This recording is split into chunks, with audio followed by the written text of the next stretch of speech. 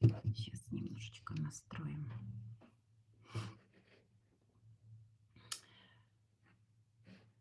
Сейчас немножко, как всегда, настроек, и сможем с вами начать наш эфир.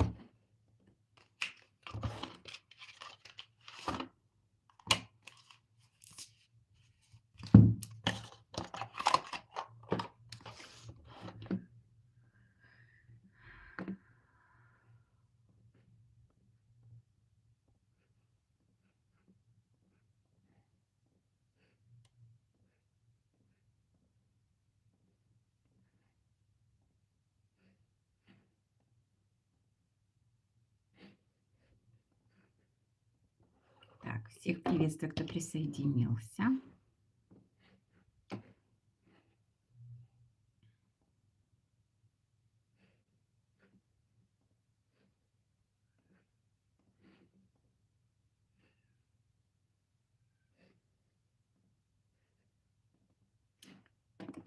Так, всем добрый день.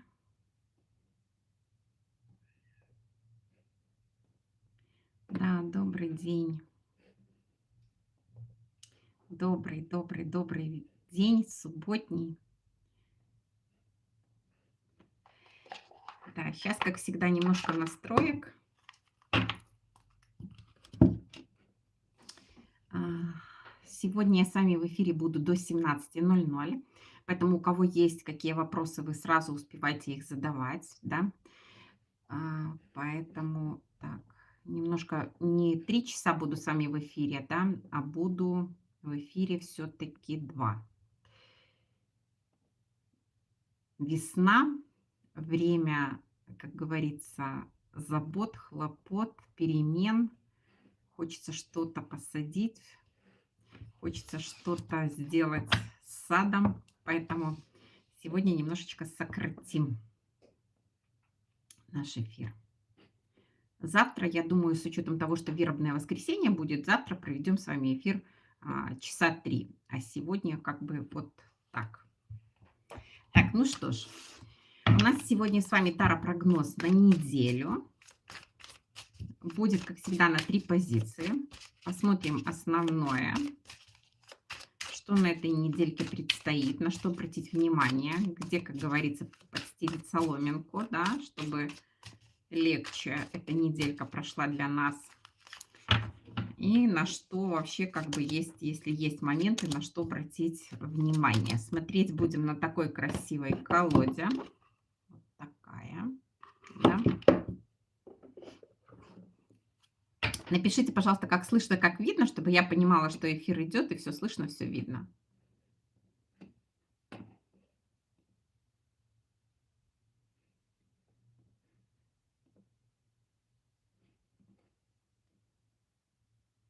Мгм. Первая, вторая, третья. Все отлично, замечательно. Первая, вторая и третья позиция. Выбирайте каждый свою. Третью, вторую отложу в сторону и начнем с первой позиции.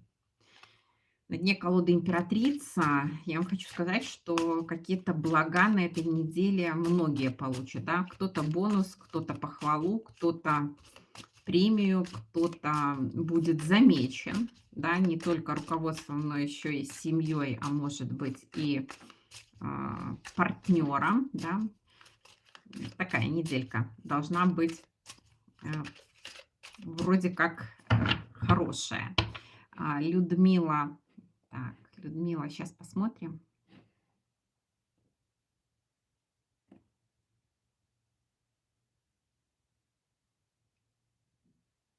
Мгм. Характеристика. Характеристика мужчины, который придет для серьезных отношений, да. Сейчас посмотрим, Людмила.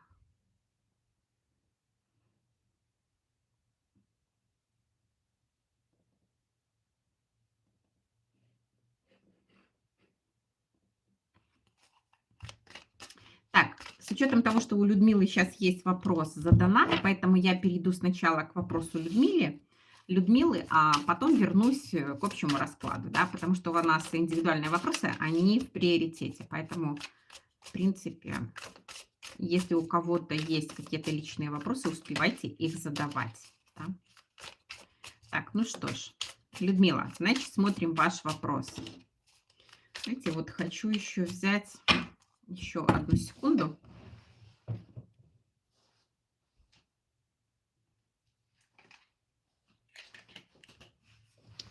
Хочу взять еще одну колоду.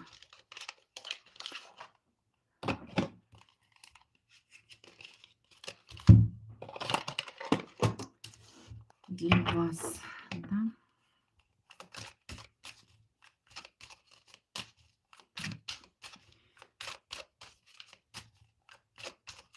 Еще раз сейчас почитаю ваш вопрос до конца по характеристике. Какой мужчина вообще придет для серьезных отношений?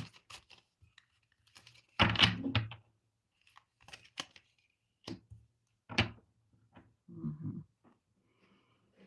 Так, как вы там спросили? Сейчас, одну секунду открою.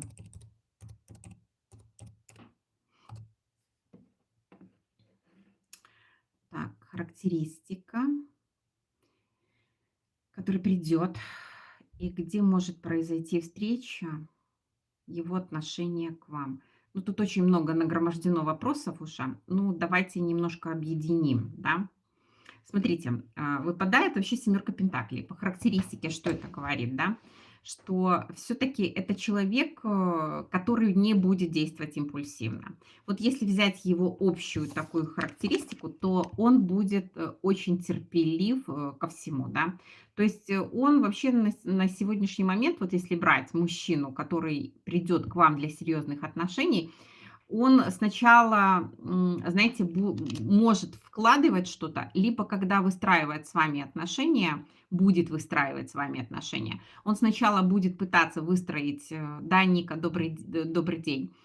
Сначала будет пытаться выстроить с вами отношения, да, а потом уже будет, например, оценивать результат, который он получил. То есть здесь мужчина достаточно терпелив идет к вам, да. Мы потом с вами посмотрим, почему непосредственно терпелив, но этот мужчина склонен анализировать, да, он не склонен торопиться. Не склонен торопиться как в принятии решений, так, в принципе, и в продвижении чего-то. То есть он понимает, для того, чтобы, допустим, отношения выстроились, либо партнерские, либо такие, допустим, личного характера, необходимо сначала вложить что-то свое и потом уже оценивать тот результат, который ты получил. Мужчина способный будет думать о будущем, да, то есть здесь в омут с головой не бросается, будет осмотрительно. Я вам хочу сказать, что где-то может быть такой момент, когда будет тормозить. Почему? Потому что будет, как, знаете, такая нотка наблюдательности непосредственно за вами. А, Как вы к нему относитесь? Может быть, как вы относитесь, допустим, еще к кому-то? Как вы с ним общаетесь? Как вы рассказываете о ком-то? То есть здесь мужчина будет прежде всего как бы наблюдать. Вот для серьезных отношений идет именно такой. Ам,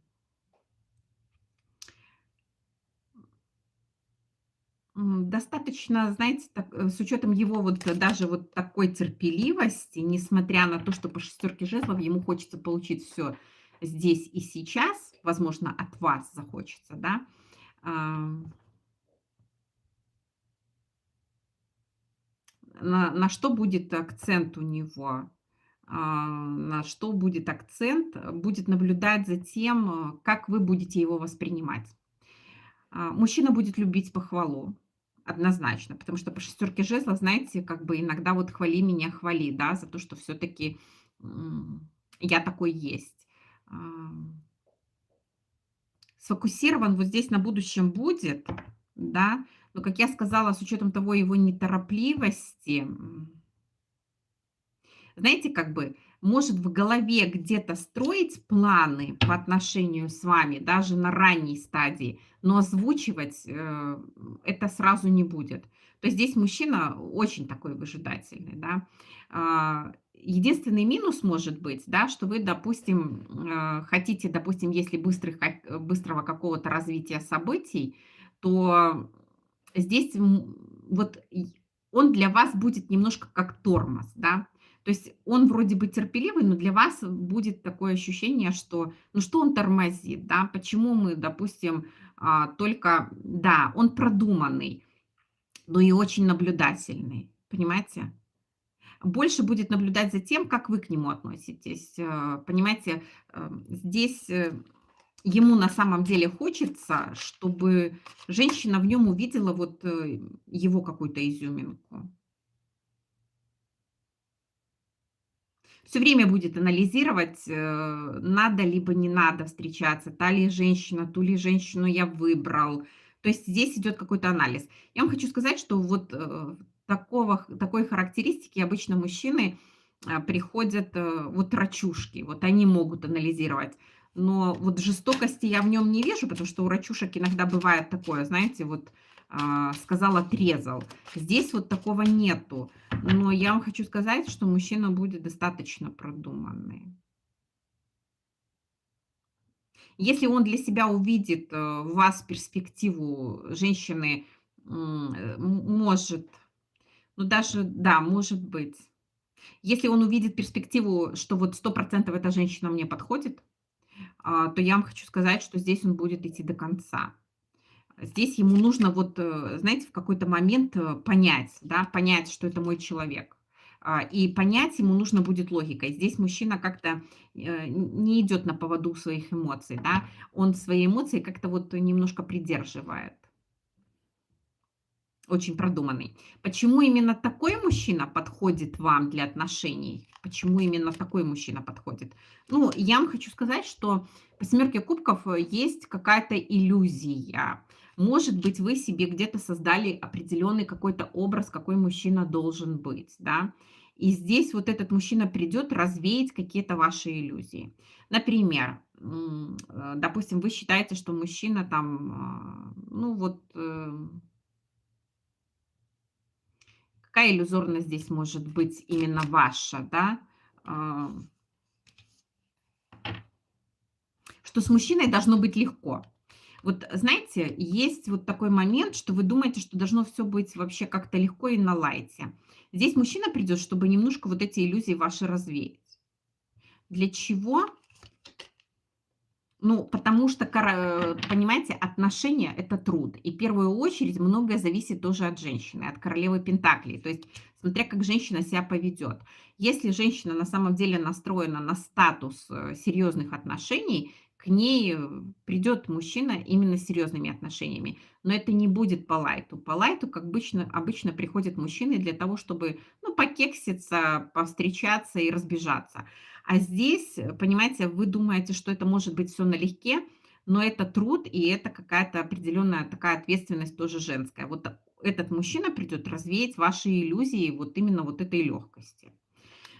Давайте вот посмотрим, когда он встретится. Это, знаете, такой вопрос очень размытый, да. То есть если брать с точки зрения времени, это очень размыто. Лучше, знаете, как бы лучше посмотреть, когда, в каком вы состоянии в этот момент будете.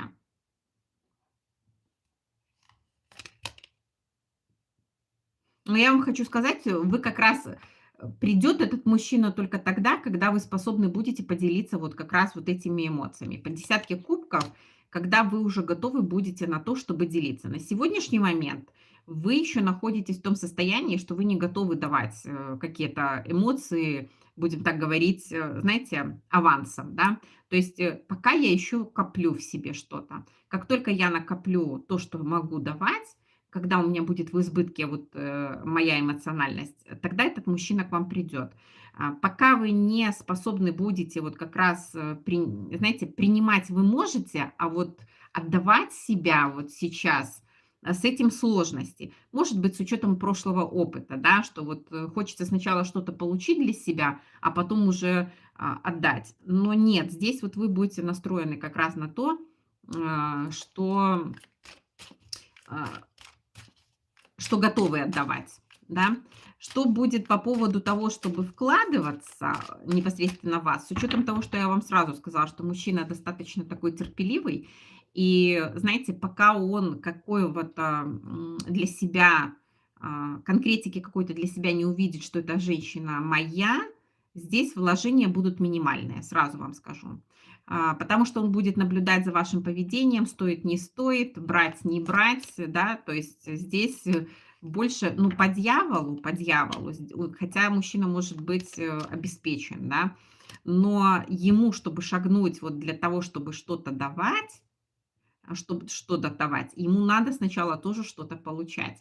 Знаете, вот придет мужчина немножко такой, чтобы отзеркалить вас. А вот ты дай вот сначала что-то мне, какие-то эмоции, он придет, когда вы сможете этими эмоциями делиться. А, Да, первое время не будет таких сильных вложений непосредственно в вас. Если вы обратитесь за помощью, сможет вам помочь? Ну, по повешенному, смотря какая ситуация. Понимаете, здесь мужчина может дать вам какой-то совет, может дать какую-то информацию, но все-таки постарается воздержаться от таких вот глобальных каких-то, знаете, как бы вложений непосредственно в вас. Что по поводу его скупости вообще, вот если он уже посчитает, что вы его женщина,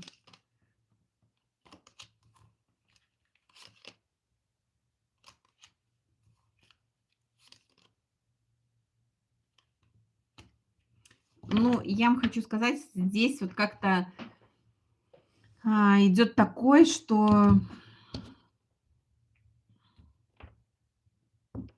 знаете, может даже подумывать о том, когда начнете просить, если очень рано начнете просить от него какой-то помощи, подумает, что здесь есть какой-то подвох, и что женщине на самом деле нужны только финансы, да, то есть здесь может возникнуть такой момент, а любит ли меня вообще, или ей что-то от меня надо. Здесь мужчина замудренный идет почему-то для серьезных отношений к вам. А, Почему? Причина почему?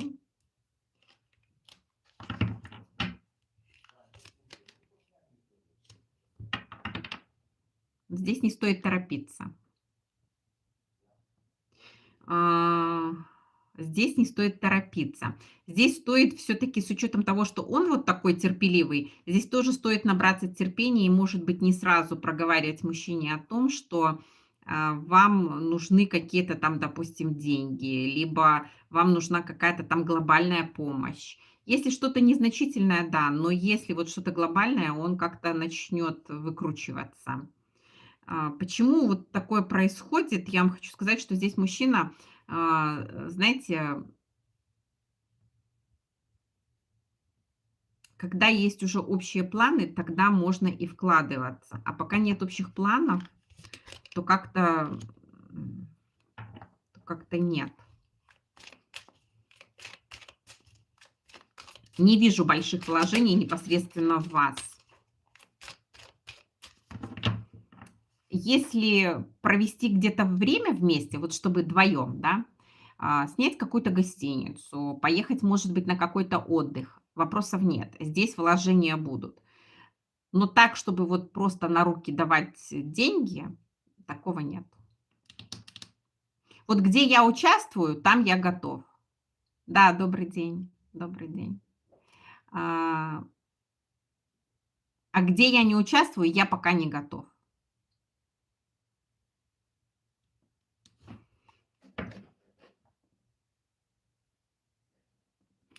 А как вообще отношение, вот именно его отношение к вам? Его отношение к вам. Подозрительный. Вот если брать его отношение к вам, очень так ревностно будет относиться ко всему. Очень такой ревностный, да. То есть здесь постоянно будет взвешивать. Вот я вам хочу сказать, что здесь мужчина вот однозначно может прийти как либо рак, либо скорпион. Сложный. Сложный идет для серьезных отношений. Постоянно будет на весах что-то держать, постоянно будет взвешивать. А, Может быть, что у него в прошлом было? Что у него в прошлом было? Ну, отношения были, но они какие-то были по легкости, и по легкости как бы заканчивались. Нету, знаете, не переходило это в серьезное. Может быть, поэтому здесь и есть вот такой момент, что мужчина будет где-то ревновать, может быть, даже следить первое время. Может. М, Про чувства говорить сейчас рано, Людмила. Это, знаете, как бы сейчас мы говорим про партнера, который, в принципе, придет для серьезных отношений, да. Но если брать его чувственную сферу, я вам хочу сказать, что для него это будет что-то новое. И что касается его чувств, да, что касается его чувств, ему заново как-то, ну, знаете, как бы придется эти чувства в себе пробуждать по влюбленным, да. То есть на самом деле, если мужчина уже выберет сердцем, да, выберет сердцем непосредственно вас, то здесь чувства будут. Но ему как будто такое ощущение, что придется это делать с нуля. Здесь не настолько такой мужчина влюбчивый, чтобы вот сразу вот увидел и влюбился. Нет, ему нужно будет какое-то время. Женатости не вижу. Женатости не вижу. И мы сейчас смотрим для серьезных отношений. Это говорит о том, что, ну, знаете, серьезные отношения– это планы строить и все остальное. Но это еще не говорит о том, что это будет замужество или это будет совместное проживание. Серьезные отношения– это когда люди там встречаются, они перезваниваются, они, может быть, даже и съехались вместе. Нет, здесь не вижу недоразведенного, здесь идет уже мужчина после какой-то ситуации, где пришлось как бы уйти от каких-то отношений, да. Почему, может быть, и подозрительность есть? Потому что очень как-то отношения заканчивались на легкости, то есть в серьезность какую-то не переходили. Скорее всего, это было по той причине, что мужчина идет такой, знаете, неторопливый, терпеливый, он выжидает время, а женщины, как правило, хотят быстрее, быстрее, быстрее, быстрее. Почему ты мне не делаешь предложение, мы не съезжаемся, почему? И, соответственно, у женщины не хватает терпения. Может быть, если бы у кого-то хватило терпения дождаться его, здесь бы был неплохой партнер. Но немножко так, я бы сказала, по поводу денег скуповат. Все, что касается нас двоих, я не против. Но все, что касается, там, допустим, тебя одной, ну, здесь как бы я еще посмотрю, да, посмотрю, дать или не дать, стоит или не стоит на самом ли деле тебе столько этих денег нужно. То есть здесь такой очень продуманный партнер. Не так, что шахер-махер разбросал деньгами и остался там с пустыми карманами. Первый раз так зашел на стрим. Мгм. Ну, даже не знаю, почему вас блокировала. Вот, поэтому здесь идет вот такой. Вам вообще совет войти в это состояние, когда вы сможете с человеком делиться уже теми эмоциями, которые у вас накопятся. Потому что делиться мы можем только от избытка, от недостатка мы не можем делиться эмоциями. Если мы ждем, что нам все время что-то будут давать, отношений не получится. И я вам хочу сказать, что здесь на самом деле он придет вам показать, что отношения это достаточно такой трудоемкий процесс. Не все бывает легко и не все бывает сразу. Мужчина очень продуманный, очень. По королеве мечей он все будет высчитывать, он все будет просчитывать, он все будет продумывать до мелочей. Но, скорее всего, вам такой сейчас нужен. Почему он идет в вашу жизнь? Потому что он вам нужен. Готовы ли вы к такому мужчине на сегодняшний момент? Ну, я вам хочу сказать, по королеве жезлов, да. Готовность у вас настроить отношения с этим человеком есть. Как быстро это произойдет? Вот все-таки хочу посмотреть. Смерть. Ну, это в течение года. Выпадает аркан смерть, то есть произойдет какая-то трансформация в вашей жизни, какие-то изменения произойдут. И здесь вот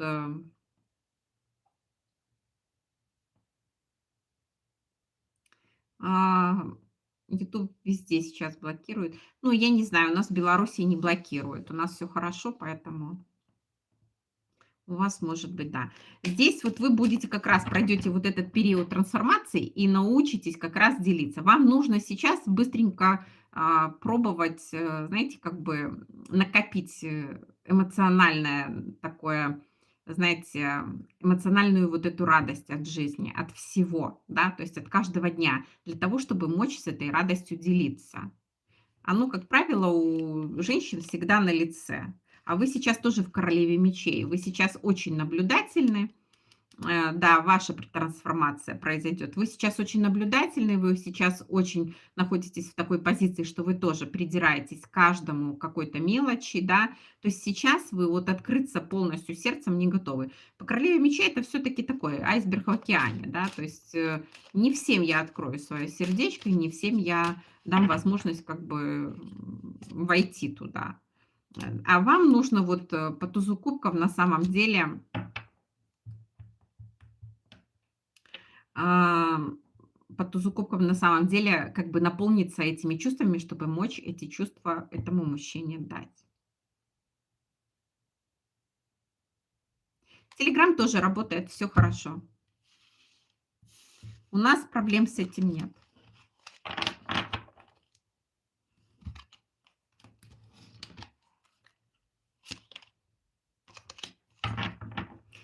И прежде всего, вот что, Людмила, еще такая концовочка вам. Вот период трансформации, я вот спросила, что же вообще изменится.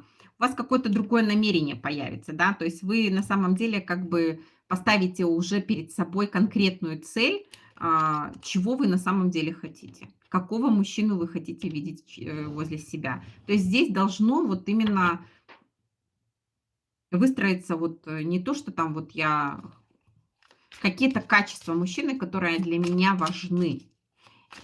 И как раз вот по тузу кубков научиться как бы все-таки радоваться каждому дню, да, то есть принимать каждый день и видеть в нем какие-то положительные, приятные моменты, чтобы можно было их дарить. Да, нет понимания, тут нужно сформировать четкое, знаете, такое.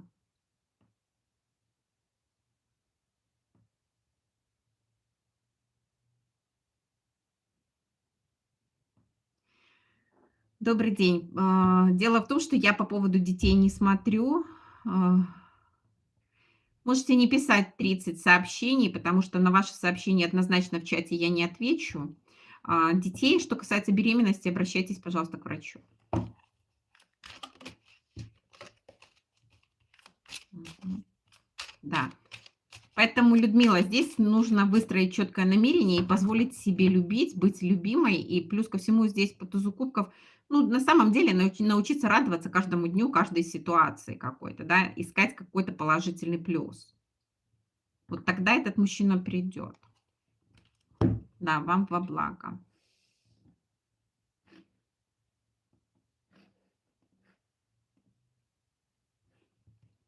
Так, смотрим. У нас с вами сейчас таро-прогноз на неделю, и мы переходим к первой позиции. Напоминаю вам, что в чате я с вами сегодня до 17:00, поэтому успевайте задавать свои вопросы. Да. Кто не успеет, завтра будет эфир тоже в 15:00, но завтра уже будет трехчасовой эфир. Завтра я смогу с вами побыть немножко подольше. Так, смотрим энергии по первой позиции единички. Первая позиция. Энергии этой недели. Достаточно неплохие энергии, но такие медлительные. Будет, может быть, много каких-то таких дел, которых необходимо будет сделать, но вы торопиться никуда не будете, да. То есть энергия такой неторопливости. Все идет по плану, все идет, как я запланировал или запланировала, да. То есть я построила себе, может быть, на неделю какую-то схему, по которой должна там, допустим, на работе что-то делать. Плюс ко всему, добрый день, Изета, что-то должна, допустим, по дому сделать, да, то есть вот сегодня я делаю это, завтра я делаю это, послезавтра я делаю это. То есть, в принципе, неделька такая без отклонения от каких-то ваших планов. То есть не торопясь, спокойно следую тому, что запланировала. Ну, давайте посмотрим для тех, кто личную жизнь посмотрим. Сначала почему-то мне захотелось личную жизнь для единичек, которые свободны на этой неделе.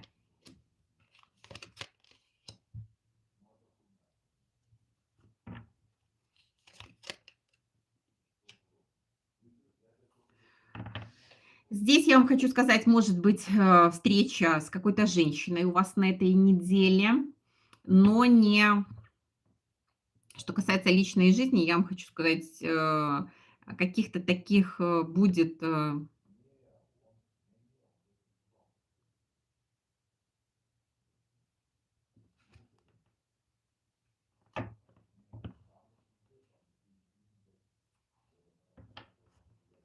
мгм, интересно, выпадает.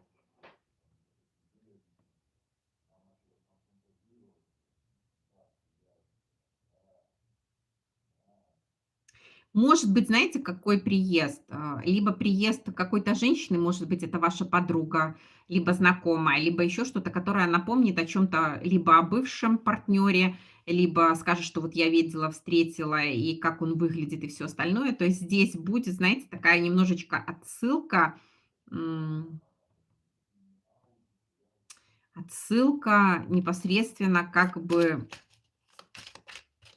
к чему-то такому прошлому. Либо вы поедете куда-то, да, и будет какой-то разговор по поводу того, что, знаете, как вернет вас, закрутит в какой-то определенный сценарий. Даже, знаете, появится такая определенная тоска, либо такое скучание, да, то есть по человеку можете вспомнить того человека, которого давно уже не видели. Но что касается как бы вот каких-то личных моментов, я вам хочу сказать, что здесь вы будете, если не брать вот именно конкретно эту ситуацию, потому что такая ситуация может проиграться у многих, то здесь я вам хочу сказать, что очень ярко будете выглядеть. Но те, кто будет к вам, допустим, подкатывать, либо навязываться в женихи, как-то вам нравиться не будут. Почему? Потому что вам будут напоминать о чем-то прошлом. Еще такой момент может быть у единичек. Давайте посмотрим для тех, кто в отношениях. Станет какая-то острая ситуация, может разразиться, конечно, какой-то такой конфликт. Но я вам хочу сказать, конфликт будет по поводу ваших планов на будущее. Либо здесь какая-то острая ситуация возникнет, но она будет недолгой. Я вам хочу сказать, что здесь мужчина, как бы, знаете, не захочет конфликтовать с вами. И, знаете, вот однозначно конфликт погасится быстро, очень быстро, да. То есть здесь как вы вскипите, так вы и погаснете. То есть, как зажжетесь, как спичка, так, в принципе, и погаснете. Либо здесь мужчина предложит вам провести с ним приятное время, либо на самом деле он будет настолько ласков, что это не затянется долго, да, но вам захочется как бы конфликтнуть именно вам. Почему-то, знаете, такое ощущение, что не устраивает что-то и хочется как сдвинуть с мертвой точки. Тут получится такой момент, была мудрой, да, где-то молчала, но тут уже все, терпение мое лопнуло, и мне надо ж хоть что-то сказать. И вот вы здесь спровоцируете такую конфликтную ситуацию, но на самом деле мужчина ее очень быстро погасит. Давайте посмотрим. Я вам хочу сказать, что вы, кстати, этот конфликт, даже если и погасится, да, то не говорит о том, что вы перейдете на какой-то другой уровень и что вас будут, ну, знаете, как вы будете услышаны.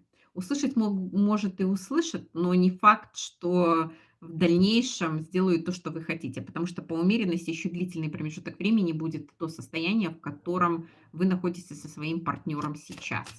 Давайте посмотрим, кто в сложных отношениях на сегодняшний день, как у них будет в личных. Ну, будет немножко такое отстранение друг от друга. Либо вы будете на самом деле на расстоянии, потому что как-то у каждого навалятся какие-то свои дела, будет очень много забот, очень много каких-то хлопот, и будет, в принципе, тут не до встречи. И поэтому здесь идет либо общение по телефону, либо переписка. Может быть, кто-то уедет в командировку. Здесь вот как-то эта неделька пройдет для людей все-таки загруженность в каких-то своих вопросах, да. И по шестерке кубков будут только приятные воспоминания о том, как было хорошо вместе раньше, да. Поэтому здесь вот такой момент, немножко охлаждения. Давайте возьмем, что у нас будет с финансами на этой неделе.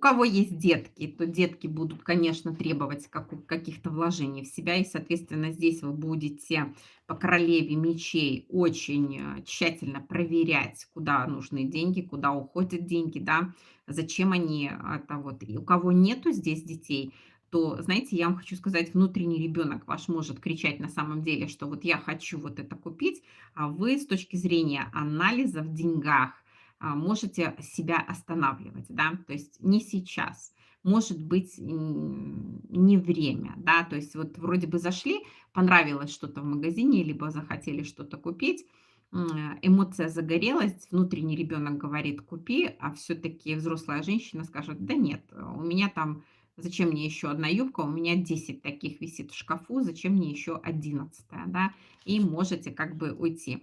Либо, если уже смотреть глобально, что касается денег на этой неделе, я вам хочу сказать, что здесь вы будете задумываться о том, все-таки там ли вы их зарабатываете, да, такой момент еще может быть у некоторого количества людей. А, Не особо нравится мне, допустим, та организация, в которой я работаю, либо та деятельность, да. Что-то вот как-то непонятно и мутно. Меня уже как бы просто сюда затащило, меня здесь уже, как бы я здесь привыкла, но на самом деле какого-то такого удовлетворения от работы я не получаю. Несмотря на то, что, может быть, может, мне стоит подумать, где заработать денег, может быть, даже и побольше. Вот такая ситуация. Давайте посмотрим что-то с рабочими. Вот. Денег больше на детей уходит, чем траты на себя. Вот здесь вот тоже, вот как я говорю, что вот дети будут просить что-то купить, мама, там мне нужно то-то, то-то, то-то, и вы будете анализировать, да, то есть здесь включится такой анализ. Таким себе, либо детям тоже может такая ситуация быть. Но я вам хочу сказать, что здесь переборют все-таки дети, да, то есть в любом случае здравый смысл скажет, ну нет, себе я куплю немножко позже, как вы считаете, да. Хотя можно было бы все пересмотреть, да, какие-то моменты. Может быть, даже то, что можно отложить, отложить на потом и сказать: "Ну, ты знаешь, денежки, сейчас вот для мамы, а вот, через 2 недельки, там через 3 у меня будет там аванс или еще что-то, уже будут денежки для тебя". Да. Вот мы тебе купим через 2 недели, а не здесь и сейчас. Вот так, вот такая ситуация. Давайте посмотрим рабочие моменты, как будет складываться в рабочих моментах.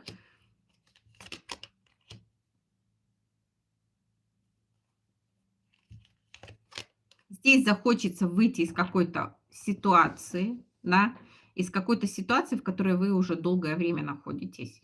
Ам, Знаете, может быть, даже в рабочих каких-то моментах чувствуется какая-то жертвенность с вашей стороны, что я приношу себя в жертву, да, что я, может быть, на себя много взяла, или здесь меня уже настолько нагрузили, что у меня выхода какого-то нет. И здесь включится тоже такой момент, что мне это не нравится, почему я это делаю, да? Почему я не могу сказать, почему я не могу резко ответить. Здесь вот захочется даже, может быть, даже покричать на кого-то, да. Еще такой момент может быть, что у кого-то в рабочих моментах может завязаться как раз романтическое знакомство, любовный какой-то треугольник непосредственно с королем мечей, то есть с вашим руководителем, да. Такое тоже может быть. Но это будет треугольник Карпмана, как говорится, да. То есть сначала вы будете спасателем, потому что захочется спасти мужчину от каких-то тягот и каких-то там домашних проблем. Потом вы можете в это втянуться и сами стать той жертвой, и придется спасать вас уже. Поэтому обратите на это, конечно, внимание. Здесь вы тоже можете стать перед выбором, делать мне это, либо не делать. Давайте посмотрим неожиданность этой недели.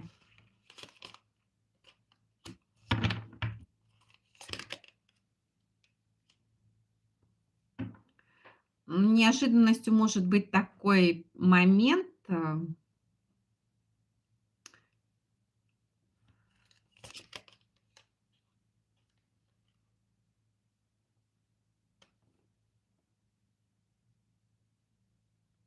Знаете, могут открыться глаза на какую-то ситуацию, да, которую вы, в принципе, наблюдали, может быть, даже долгий промежуток времени, но на самом деле делали вид, что вы не замечаете.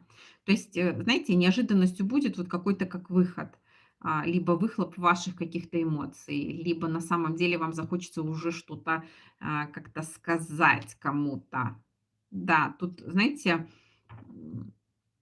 молчала-молчала, но уже сил молчать нету. Да, то есть меня уже эта ситуация настолько задавила, настолько бесит, что мне уже приходится что-то кому-то высказать. Вот захочется кому-то что-то высказать, прямо правду и сказать: "Ну ты посмотри на самом деле, как это есть, а не так, как ты там себе придумала или как ты мне об этом рассказываешь". Ну, шанс на это будет.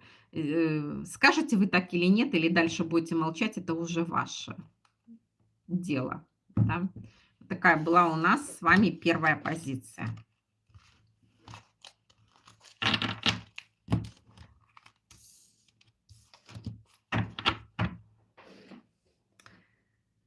А мы переходим ко второй.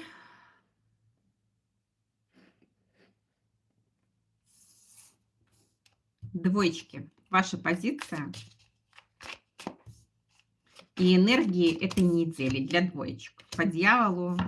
Ну, я вам хочу сказать, здесь энергия либо больших денег каких-то, да, причем, может быть, каким-то не особо честным путем полученных, либо на самом деле какая-то премия, какие-то бонусы, какой-то выигрыш. Если кто-то, в принципе, еще не купил лотерейку, можете попробовать удачу и купить лотерею, потому что по дьяволу это могут быть как раз деньги, да, то есть деньги как бы с неба, да, упадут.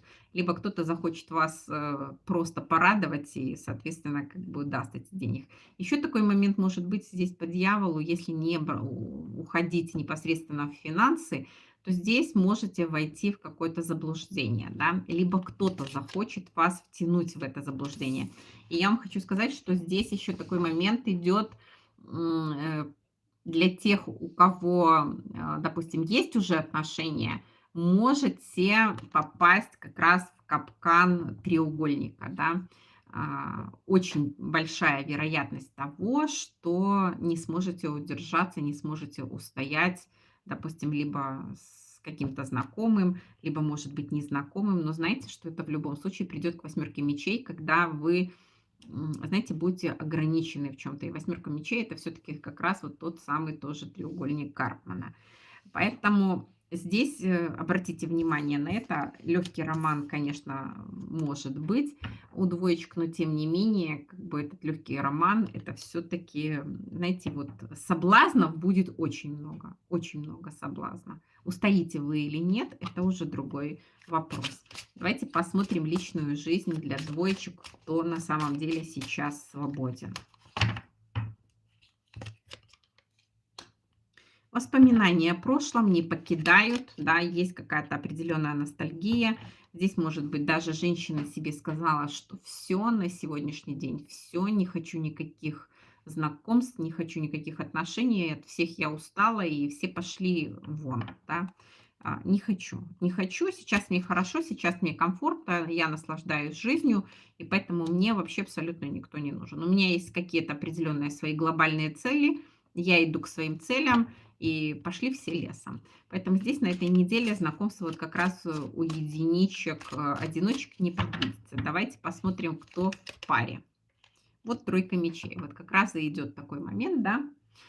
Все-таки с учетом нашей истории, что у нас идет энергия все-таки треугольника, здесь вероятность очень велика, кто в паре войти в треугольник, да, войти в треугольник. Но я вам хочу сказать, что прежде чем это делать, 100 раз подумайте, да.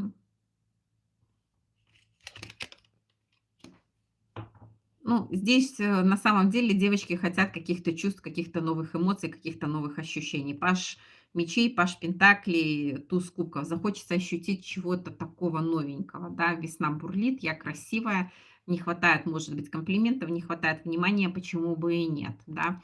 Поэтому здесь, конечно, кто захочет каких-то каких-то таких несерьезных отношений, здесь соблазнов будет очень много. Но на дне колоды у нас выпадает аркан юстиция, говорит о том, что в любом случае все получат по заслугам, да.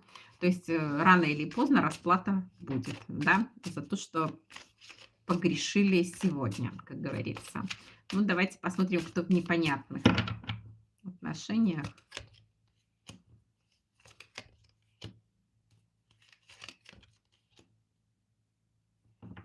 Кто в непонятных отношениях, до него на этой неделе однозначно дойдет, что на самом деле, когда люди встретились и не было никаких планов друг на друга, да, что люди встретились просто для того, чтобы хорошо провести время. И никто друг от друга это не скрывал. И почему-то на этой неделе вы очень ярко это будете чувствовать, да, что очень быстро вступили в отношения, очень быстро по страстям пошли. Здесь и идут одни жезловые карты, здесь идет все-таки восьмерка жезлов, туз жезлов, да, двойка жезлов. То есть планов как таковых на будущее ни у кого не было.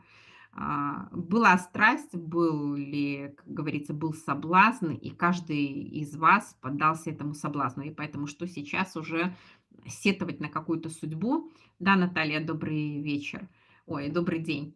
Что сейчас сетовать на какую-то судьбу, если мы сами выбрали, в принципе, свой путь?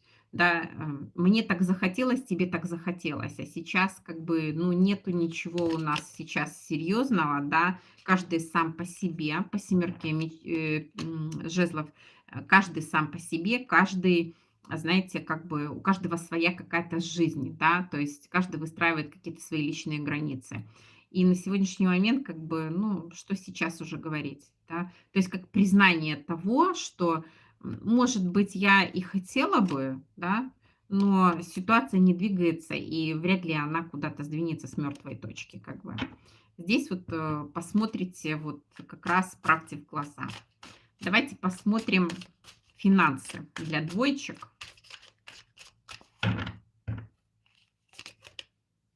Все как-то мутно. С финансами все сложно, все мутно, все как-то не так, как хотелось бы. Я вам хочу сказать, что здесь родительский сценарий.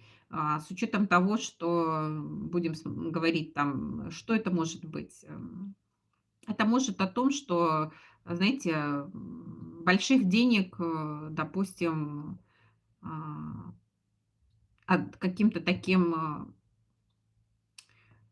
трудом ежедневным не заработаешь. То есть большие деньги можно только, знаете, как бы либо чтобы перешли по дарению, либо каким-то криминальным способом, да. То есть есть здесь вот такой сценарий, который тормозит ваш заработок. И вот на этой неделе вы это очень остро опять почувствуете. Нехватка. На самом деле идет какая-то нехватка. Нехватка денег, не хватает на то и не хватает на это. То есть, знаете, тут концы с концами приходится как-то сводить. Опять вот этот сценарий ваш включится. А что я могу сделать? Да? А что я могу сделать, если я работаю только вот на этой работе, и это у меня потолок? Больше я ничего сделать не могу. Да? Что мне как бы перепрыгнуть выше головы я не могу. А, но чтобы пойти в новое, это нужно взять ответственность. Да? Либо взять подработку, либо поискать еще какую-то более оплачиваемую работу, сдвинуться с какой-то точки насиженной. Здесь нужно взять ответственность. Ответственность, к сожалению, ну, знаете, как бы брать не хотите. И поэтому опять столкнетесь с тем, что финансов на этой неделе будет не хватать. Может быть, будут незапланированные какие-то траты, потому что по Луне это еще материнская такая карта. Может быть, понадобится на маму, может быть, понадобится на сестру, может быть, понадобится вообще на какие-то родственные связи, да, а денег катастрофически будет не хватать. Давайте посмотрим, что в рабочих моментах.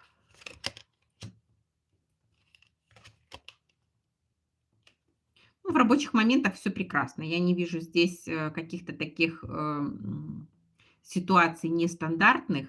Ситуации достаточно стандартные, все получается, все на самом деле, знаете, как вам сказать,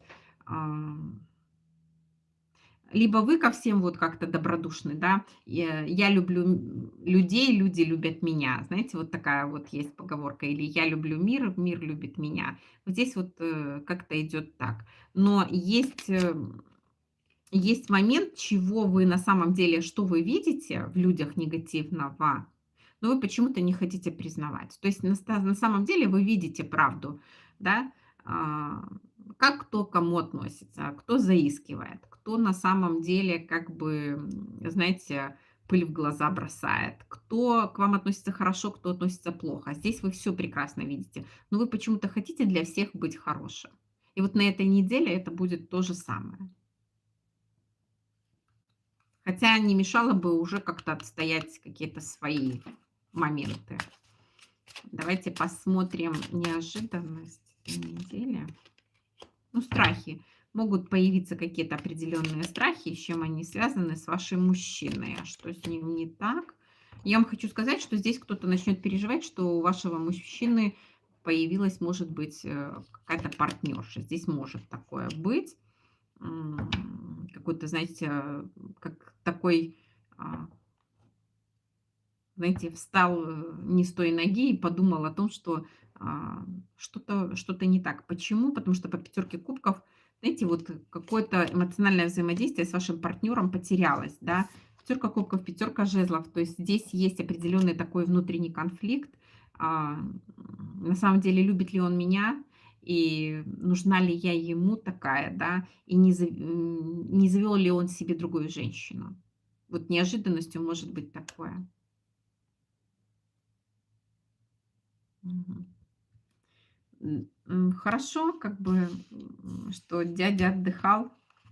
Я рада за вашего дядю, что у него появилась возможность отдохнуть. Да, у нас очень красивые места, есть где отдохнуть, поэтому приезжайте. Приезжайте.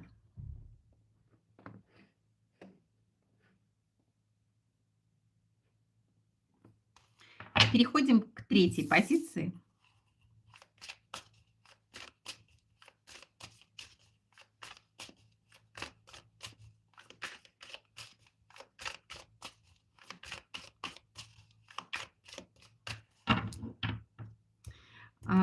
Энергии этой недели. Конфликтная неделя, неделя конфликтов, неделя отстаивания каких-то своих интересов, но тем не менее на этой неделе конфликт, особенно с мужчинами, да. Что касается мужчин, либо любящих, либо любимых, королей кубков в основном, да, таких, которые могут много говорить и мало делать. Здесь вообще неделя немножко такая конфликтная. Да, да, было такое, но сейчас куда-то все делись, да. Такой период настал, что все куда-то делись. Ну, и я вам хочу сказать, просмотры еще зависят от того, как много вы ставите лайков, как много тапаете по экрану сердечек, да, то есть, ну, с учетом того, что я смотрю, что сейчас вот смотрят, и тапания вообще по экрану нету, сердечек нет, и поэтому за счет этого тоже не увеличиваются просмотры. Такое бывает. Может быть, все из России были тоже. Ну да, большинство, наверное, россиян. Большинство россиян, да. Но вот как раз я знаю, что то, что касается лайков, сердечки, они добавляют как раз просмотры эфиров, да. Плюс ко всему те лайки, которые вы ставите. Потому что вот сейчас вот 13 человек в эфире и 4 лайка всего.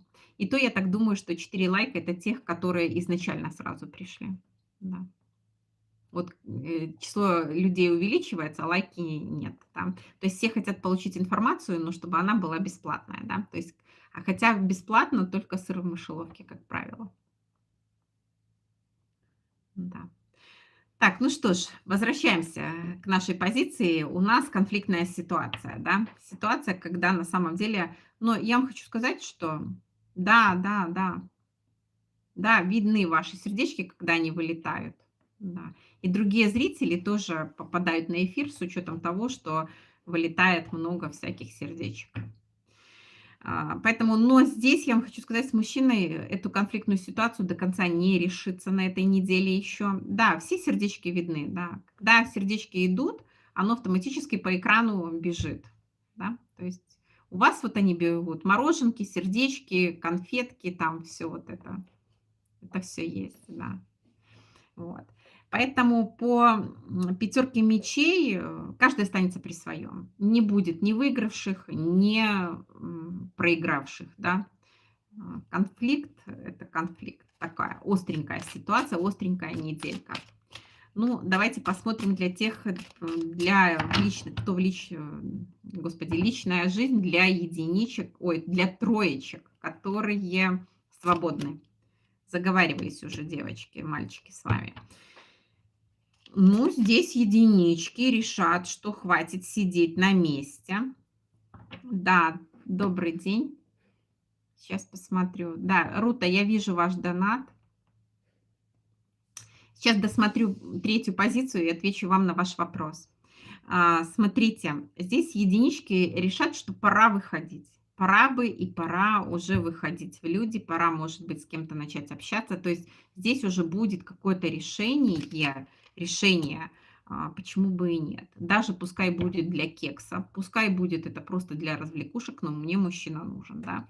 Здесь уже хотя бы пойдет какая-то движуха в том, что все, хватит, я сидела, что я сижу, жизнь проходит, все уходит, а я тут такая красивая как бы сижу. И поэтому здесь может на самом деле на этой неделе даже быть новое знакомство. Давайте посмотрим для тех, кто в паре.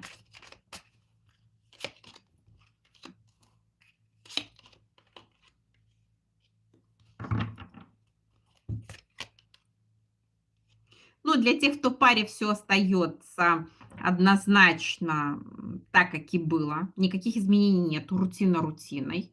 Да, то есть рабочие какие-то моменты. Периодически, может, будете делиться со своим партнером, особенно те, кто в браке, его какими-то достижениями, либо вашими достижениями, потому что у кого-то из вас будет как раз такой момент, либо вы чего-то достигнете, какого-то результата, допустим, запустили новый проект, или если блогеры запустили свой канал, да, пойдут какие-то первые уже результаты, пойдут первые какие-то звоночки, или пойдут первые клиенты, или на самом деле вот с чем-то будете делиться со своим партнером, здесь захочется на самом деле поделиться. И не только положительными эмоциями, но еще и какими-то такими неприятными, да, то есть здесь захочется какой-то поддержки, да, чтобы человек все-таки понял, чтобы человек тебя услышал и поддержал, и потому что будут какие-то моменты, которые связаны будут со страхом, да, как же будет дальше, да, то есть либо получите какой-то маленький результат, например, рассчитывали на что-то большое, и здесь будет с одной стороны и радость, а с другой стороны немножко такое негодование, и здесь понадобится помощь партнера. А так, в принципе, по восьмерке пентаклей, ну, обычные рутинные дела, ничего такого сверхъестественного между вами не будет происходить. Давайте посмотрим для тех, кто в нестабильных отношениях.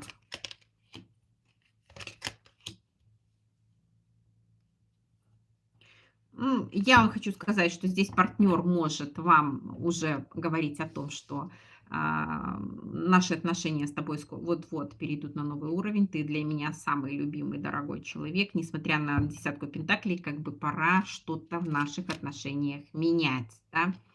Пора менять, пора. И я вам хочу сказать, что а, кто находится в треугольнике, однозначно будет говорить о том, что пора менять, но нужно какое-то определенное время для того, чтобы, допустим, начать какую-то новую жизнь с нуля. Нужно поговорить со своим партнером, да. Но я вам хочу сказать, что это где-то еще месяца 4, кто однозначно уже настроен на то, чтобы, знаете, выйти из треугольника и выбрать кого-то одного, то месяца 4-5 однозначно здесь не будет еще ничего. Это только еще слова.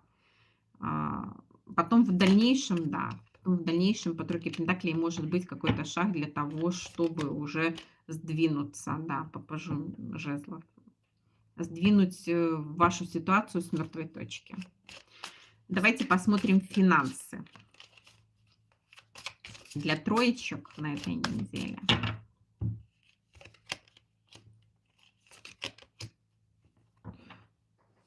Кто работает на себя, кто работает один, получит однозначно какой-то большой приход. Может быть, клиенты, может быть, предоплата какая-то, да, здесь может быть такое, что кто работает непосредственно на себя.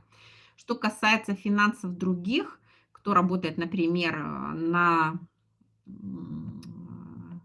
в найме, то здесь будет такая ситуация, что поймете, что вы чего-то, ну, знаете, как бы какой-то момент упускаете. Может быть, есть возможность продвинуться по карьерной лестнице, либо получить больше доход, но не хватает знаний. И кто-то решит либо здесь учиться, либо пойти на какие-то курсы, потому что на самом деле поймете, что вы себя как бы ограничиваете. Вроде бы комфорт есть, но тем не менее тех финансов, на которые вы рассчитываете, их нету. И просто не хватает каких-то знаний. И по отшельнику здесь можете либо взять курсы, либо пойти на повышение квалификации, либо вообще пойти обучаться. Что касается работы.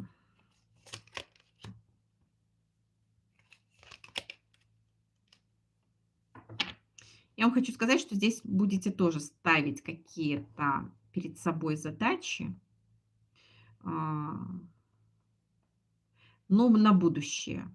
Ну, на какое-то светлое будущее свое, да.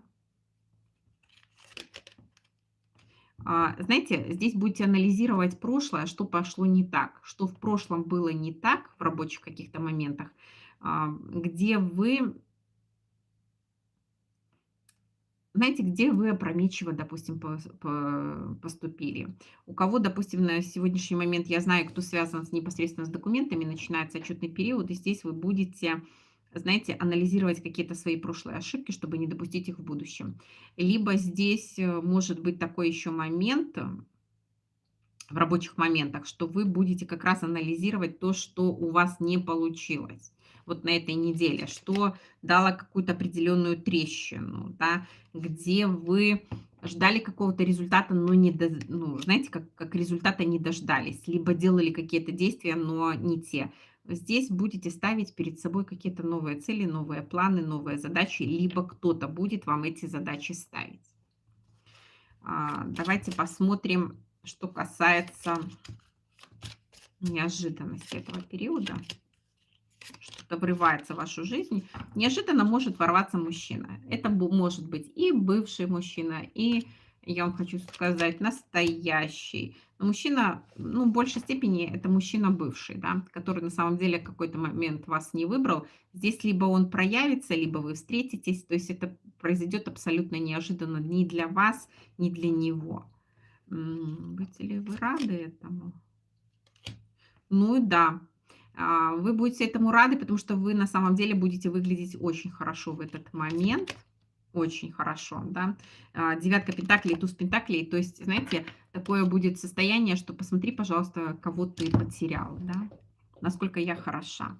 То есть какой-то, знаете, ценность своя как-то повысится в этот момент, когда произойдет вот эта встреча неожиданная.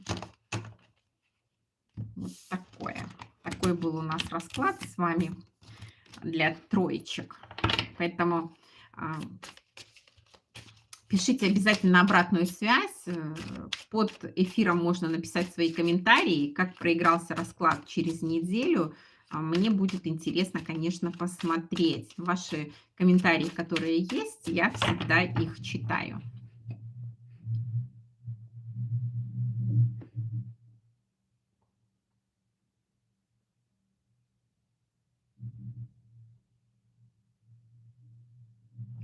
Так, Рута, давайте посмотрим ваш вопрос.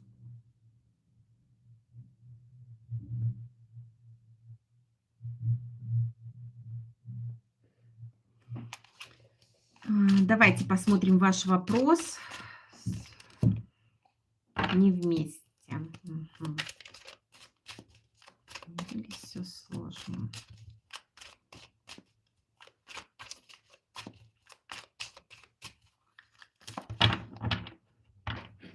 Сейчас посмотрим. Очень сложная история с тем, мы не вместе. Пока помирились. Ну, давайте посмотрим, что с его стороны, да? Что с его стороны вот сейчас? Ну, семерка кубков, очень много каких-то заблуждений. Я вам хочу сказать, что здесь, если брать вас и брать его, у вас как бы напора больше. чтобы бороться за эти отношения, на самом деле, по королеве жезлов, вы готовы на все, да. То есть я пойду здесь на все, чтобы быть с этим мужчиной. То есть у вас, есть четкое намерение, четкий план. Плюс ко всему здесь королева жезлов, энергии мне хватит однозначно, чтобы, знаете, как бы, ну, создать эти отношения за двоих. У мужчины на самом деле немножко происходит раздрай. По семерке кубков, есть определенные иллюзии, да, то есть есть определенные у него иллюзии. А с чем связаны иллюзии? Как раз вот с тем, что как продвинуться дальше в ваших отношениях по шестерке мечей.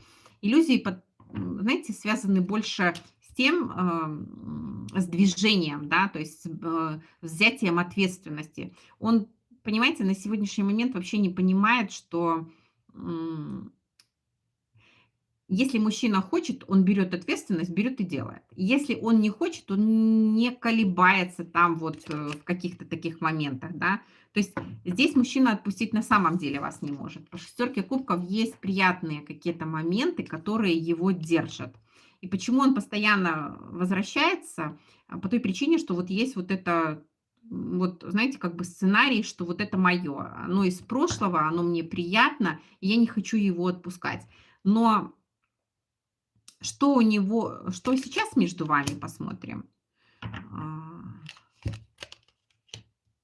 Сейчас такое ощущение, что мужчина здесь задумался о том, как же все-таки дальше, да, как же мне все-таки стать этим королем пентаклей, а не семеркой кубков, да, то есть как мне все-таки выйти из этого состояния постоянных каких-то мечтаний и выбрать что-то одно, да, потому что у него, знаете, как 7 пятниц на неделе, да, то есть сегодня хочу вот так, завтра хочу по-другому, послезавтра еще как-то.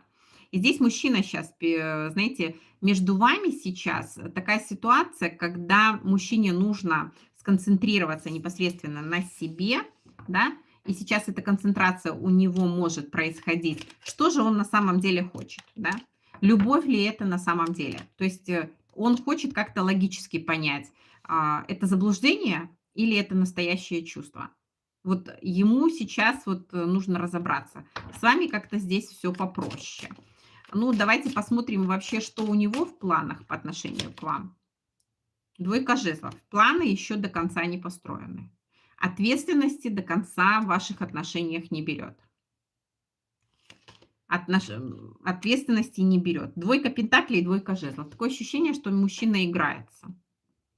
Мужчина играется в какую-то игру, и я вам хочу сказать, что вы в эту игру в какой-то момент вовлекались, потому что по королеве жезлов понятно, что вы, может быть,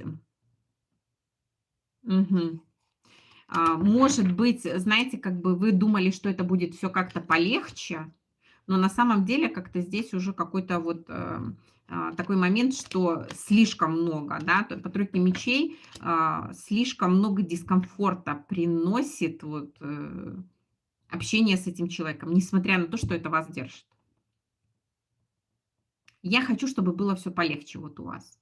А он как бы, он вообще и сам не знает, чего он хочет. Сейчас заморочился, по поводу того, что я хочу, что мне надо. Это чувство или это иллюзия? Я ее люблю или же это я себе придумал? Что мне дальше делать? И я вам хочу сказать, что по двойке жезлов, по двойке пентаклей так до конца решение еще и не принял. И в планах, да, и в планах у него вот будущего, как бы, понимаете, он не видит. Он такое ощущение, что впадает в какое-то детство. Впадает в пажа кубков, что вот я вот здесь, ну, я здесь не при делах вообще-то. Это же ты хотела, потому что вы очень такая женщина жезловая, да, то есть я что хочу, то я получу. А он вот какой-то такой немножко теленок. Теленок, который, знаете, вот тормозит все, да. То есть тормозит по четверке пентаклей, не выйду из своей скорлупы. Поэтому вот в дальнейшем планов еще, планы вообще в раздрае. Планов по поводу вас, как бы совместного чего-то нет. Ну, вообще действия какие будут у него в течение ближайших, посмотрим, 2 недели. Да, какие действия с его стороны будут? Правосудие будет взвешивать все за и против. Будет взвешивать все за и против, и будет выжидательную позицию, да. сейчас вот тоже возьмет в какую-то выжидательную позицию и будет чего-то опять ждать. Во-первых, я вам хочу сказать, что здесь по правосудию считают, что так а что я такого сделал вообще здесь? Что я такого сделала? Я вообще ничего такого не сделала.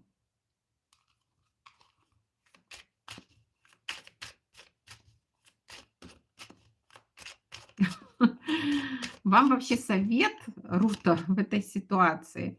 Ну, вам совет по девятке кубков: наслаждайтесь какой-то жизнью своей.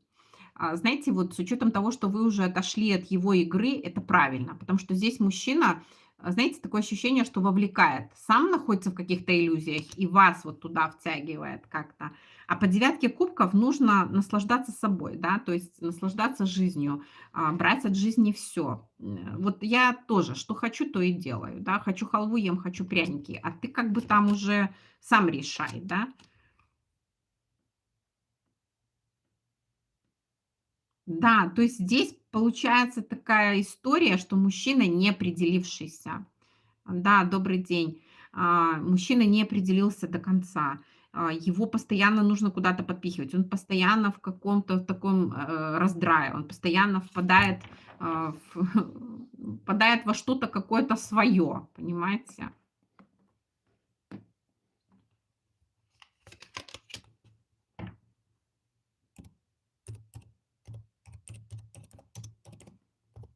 Одну секундочку.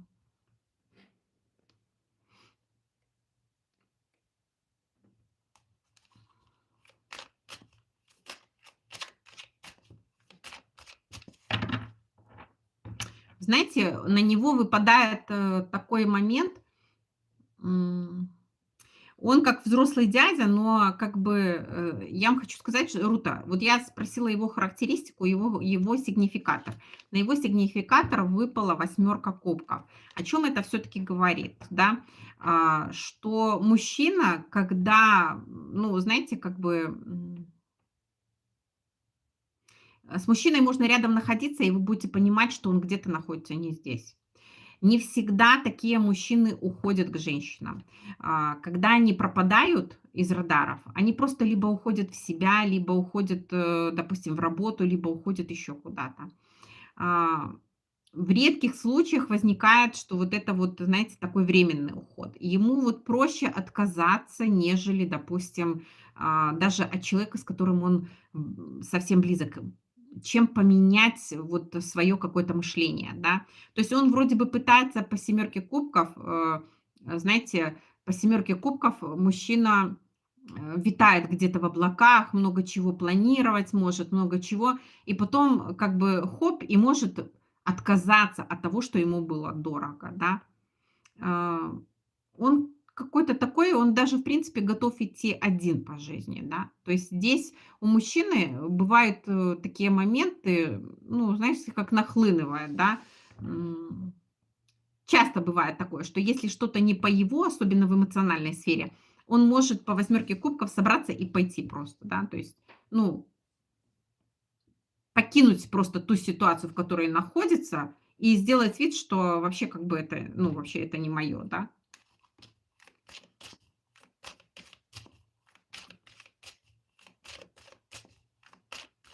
Будущее мыслей много, но он оторван от какой-то вот реальности. Вот если вот, в общем сказать про его характеристику, он как-то, знаете, вот как бы оторван от реальности.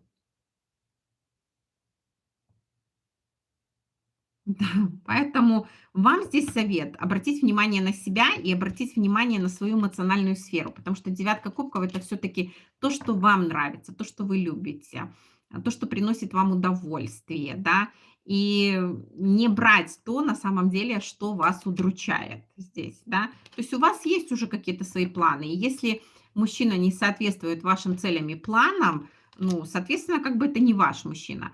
Но здесь еще по колеснице я вам хочу сказать такой момент, как бы, если вы как бы идете, да, да, если вы идете непосредственно как бы согласно его целям и планам, то вы как-то гасите свои, то есть вы как бы наступаете себе немножко на горло.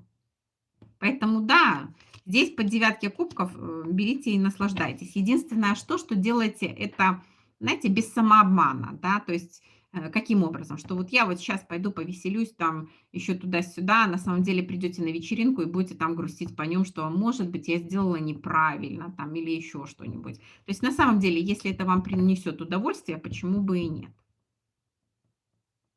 Вот, поэтому здесь, как бы будущего, что дальше вот в будущем, я не вижу будущего какого-то на ближайшую перспективу с ним. Он в любом случае будет еще находиться в каком-то определенном раздрае. Его постоянно нужно вот, знаете, как бы держать в каких-то ежовых рукавицах, постоянно вот к нему как-то, постоянно нужно подстраиваться. По силе это, знаете, надо всю мудрость и всю силу свою собрать, чтобы с этим человеком как бы быть, да. А хватит ли у вас этой силы, чтобы вот поддерживать? Потому что по шестерке жезлов уже своя самооценка как-то страдает и падает. Почему я должна все время идти на поводу? Да? Такое ощущение, как бы, что знаете, вам еще одного шага не хватает до десятки мечей. Еще вот-вот, и уже как бы я, в принципе, все пойму для себя и закончу. Вот. Но на дне колоды выпадает все равно вот десятка мечей, башня. В любом случае, знаете, как бы произойдет какая-то ситуация, которая изменит ваше мышление по поводу этого партнера, либо изменит ту ситуацию, в которой вы находитесь, даже если вы этого не будете планировать. Оно само по себе, по вселенной. То есть настолько есть моментов, которые вас не устраивают по четверке кубков, что они просто вот в какой-то момент, ну, станут, знаете, как последняя капля в бочку дегтя, да, там, в бочку меда, да, то есть ложка дегтя, хлоп, и все, и все полетит к чертям. Такое ощущение. Тут еще нет у вас четкого намерения как бы пойти в новое. Как только это вот, как только вот это случится, вот это ваше намерение, что все, я хочу по-новому, сразу же в жизни произойдут вот эти перемены, да. Причем они быстро произойдут, вам даже не придется долго ждать. Бывает такое, что перемен какой-то промежуток времени ждешь, у вас как-то уже это, знаете, уже подходит вот к этой кульминации, да, то есть кульминации. Осталось еще мужчине сделать какой-то шаг, правильный либо неправильный. Вот как только какой-то неправильный шаг, так сразу как бы ваше мнение о нем поменяется. Поэтому планов как бы с ним, ну, не вижу, что дальше.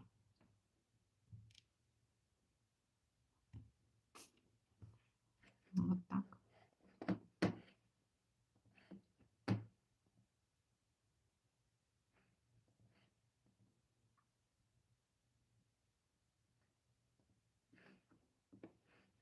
Мгм. Давно уже должно было случиться. Ну, мы женщины, да, Рутово благо, мы женщины такие, что мы же ждем до последнего. У нас же терпение вагон. Вагон терпения, вагон и тележка, да. Мы еще, ну вот еще чуть-чуть, ну вот еще чуть-чуть, да. Пока нам уже не покажут такую ситуацию из рук выходящую вон, что все. Мы думаем: "Господи, где мои глаза были? Куда я смотрела, да? Что это? Где я была? Как я могла?" Да? Когда встречаем партнера все-таки по душе и по сердцу, когда мы счастливы, мы все равно анализируем то, что было в прошлом, да, и думаешь: "Господи, куда мои глаза в тот момент смотрели? Что я там себе нарисовала? Что там было такого интересного? Что там было такого хорошего, что я пыталась это удержать?" Да? Так бывает.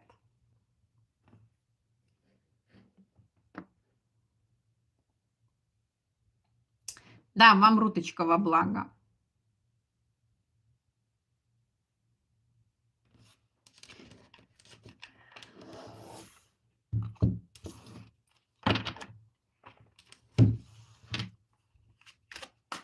Так, ну что ж, давайте проведем тогда розыгрыш. Сейчас у нас еще есть немножко времени.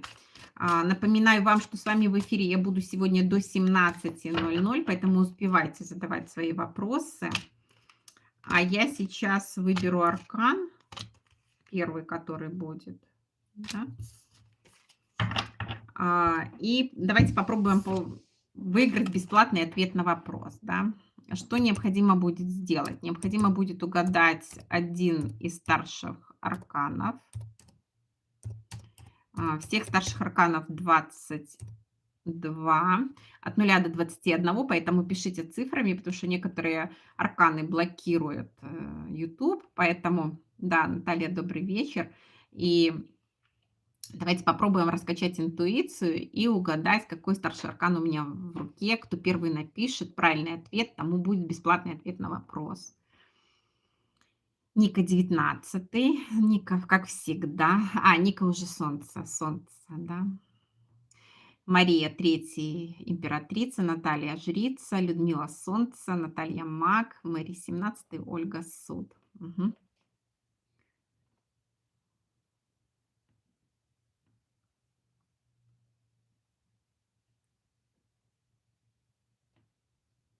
Мария 21. Мир. У нас еще мир. Так, Арина 11. Аркан справедливости. Да, Миша, добрый вечер. Присоединяйтесь. Маришка 10, колесо фортуны. Мгм. Валентина тоже 10. Мгм. Еще какие варианты?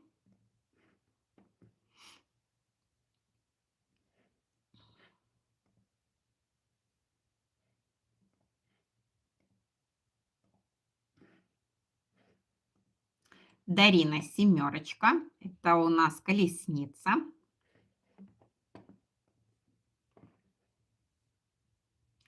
Мария шестерочка.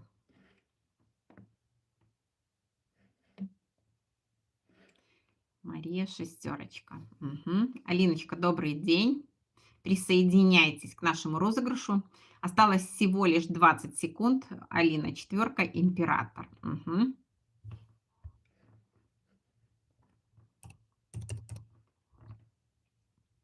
Так, ну что ж, с учетом того, что вариантов больше нет, Кристина 14 аркан – это умеренность. Мгм. Да, Валентина, добрый день. Добрый.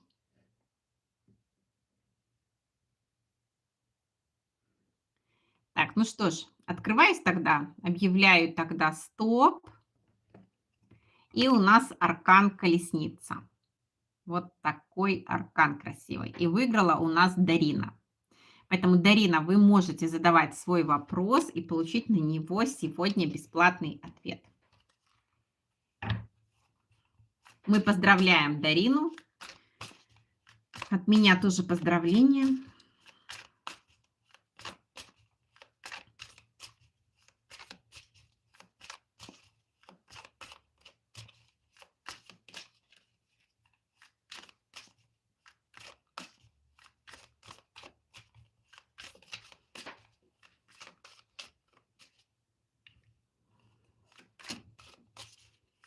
Да? Здорово. Если еще ваша интуиция вам подсказала, что вы сегодня выиграете, это вообще здорово. Запоминайте тот момент, каким образом вы выбирали, что непосредственно в этот момент в голове присутствовало, да, какие мысли вас посещали при выборе аркана. Таким образом сможете раскачать свою интуицию.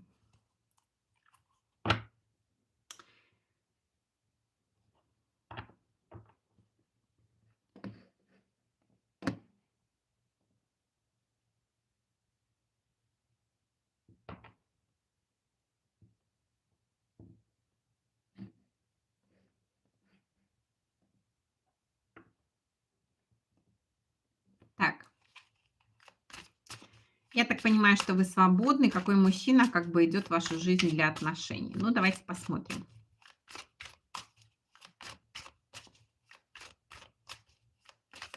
Мгм. Я поняла. Хорошо. Какой мужчина? Свободный. Хорошо. Ну, начну сразу с того, почему еще до сих пор этого мужчины нет. Раз мы уже с вами рассматриваем сигнификатор мужчины, который идет, посмотрим вообще, почему его нет. Причина, почему до сих пор у вас нет. Я вам хочу сказать, причина в мужчине. На самом деле, по королю жезлов здесь может быть причиной является другой мужчина. почему до сих пор в вашу жизнь не входит человек для отношений, да. Слишком сложные были, может быть, отношения, слишком, может быть, сложное было расставание. На самом деле отношения могли по десятке жезлов быть такие, что как чемодан без ручки выбросить жалко, и в то же время однозначно быть вместе тоже невозможно.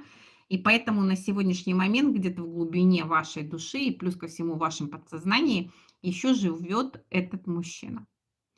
Да, Валентина, сейчас посмотрю вопрос Дарины и перейду к вашему вопросу. Сейчас посмотрю, или он как бы ваш донат. Я вам хочу сказать, что...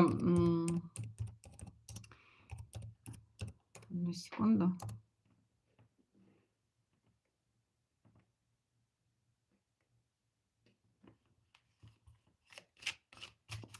В вашу жизнь идет мужчина такой же, практически такой же, да.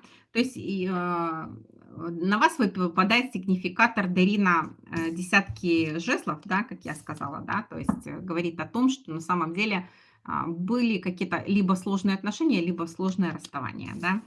На вашего партнера, который идет сейчас в вашу жизнь, да, который на пороге у вас, который вот-вот скоро войдет в вашу жизнь, это четверка мечей. О чем это говорит? Человек, конечно, придет в состоянии покоя, да, когда он уже успокоится после того, что с ним произошло. До этого была тройка мечей, и мы понимаем все-таки, что человек пережил какие-то страдания, да, на самом деле, и вот уже успокоился. Но впереди-то еще пятерка мечей, да, то есть он, в принципе, еще будет на таком переходном этапе, да, вроде бы он успокоился, вроде бы он принял решение идти уже во что-то новое и встретить здесь вас, да, встретить здесь вас. И столкнется с той ситуацией, когда ему все-таки придется еще перейти вот эту обучающий процесс пятерку мечей. Почему? Потому что, несмотря на то, что он там расстался в тех отношениях, здесь еще может быть такой момент, что на самом деле как бы есть определенные недоговоренности. Может быть, люди все друг другу не сказали, либо приняли вот расставание как должное, но тем не менее его до конца не прожили.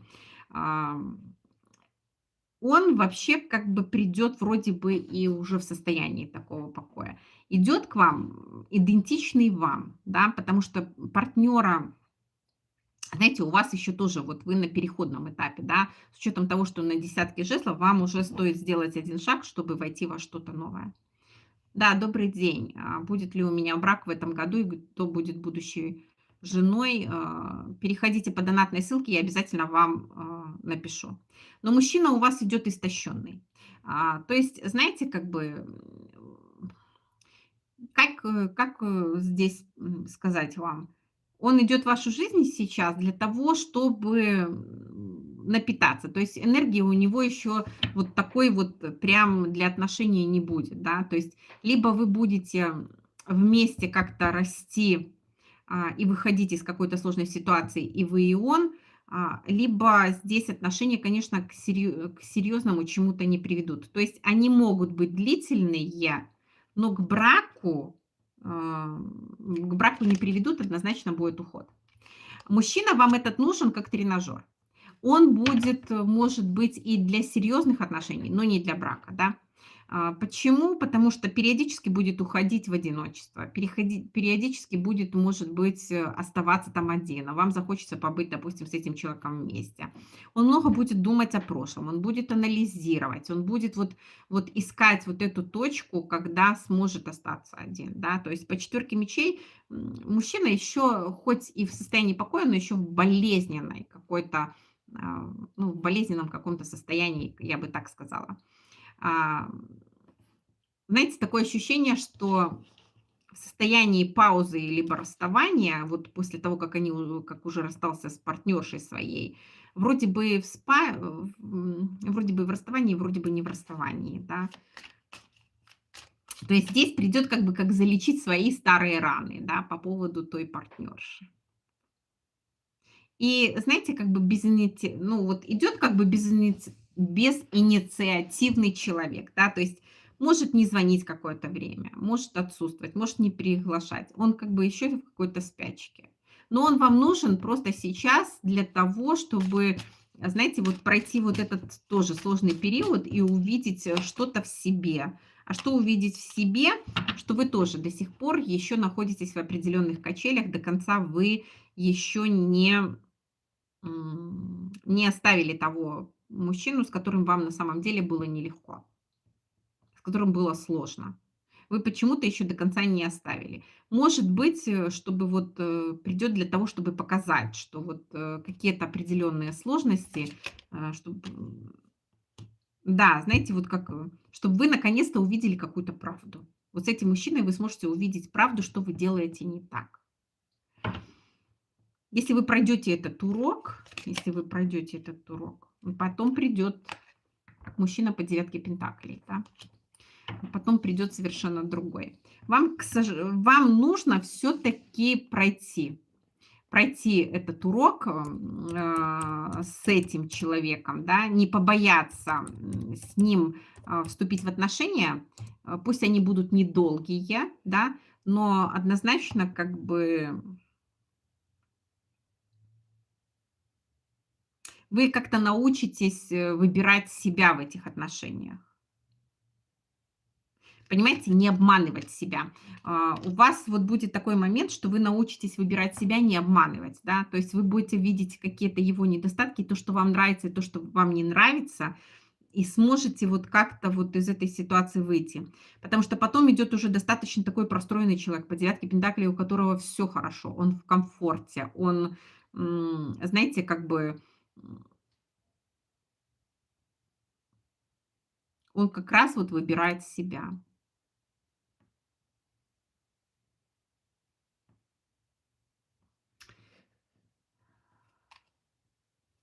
И я вам хочу сказать, что здесь, он вам будет очень нравиться. Вот вам, знаете, да, такое ощущение, что, после вот, такого неудачного, можно сказать, знакомства, как вы посчитаете, да, этот мужчина будет вам парой. То есть вы увидите в нем какую-то родственную душу.